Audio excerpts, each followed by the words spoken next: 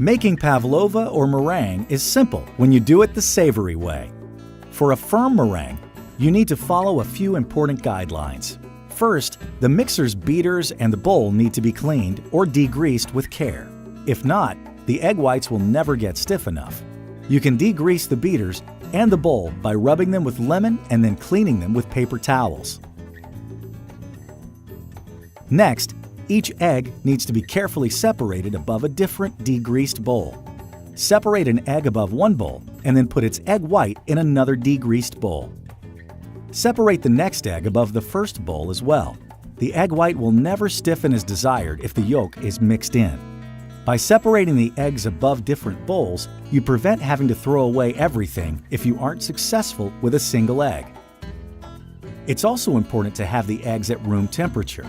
If they're too cold, it's harder to beat air into them, and they'll never expand to their maximum volume.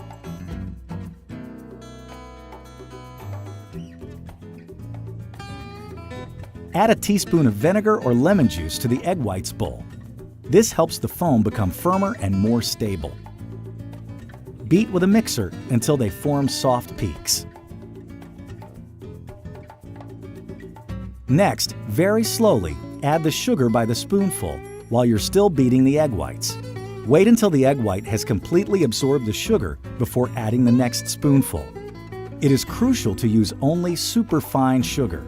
Sugar that's too coarse gives the foam a grainy texture. When all the sugar is added and absorbed, the foam will be firm and shiny. This is called the stiff peak stage. Make sure to use the foam as soon as you can after finishing it, or it will lose its volume.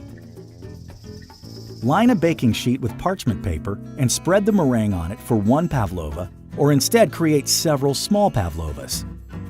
You can also put the foam in a piping bag and use it to make perfectly round pie shells in a spiral shape.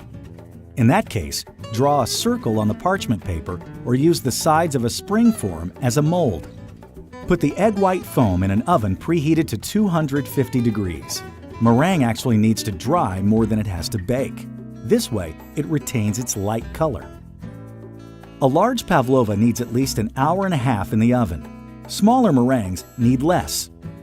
The outside will be crunchy while the inside is still a little soft.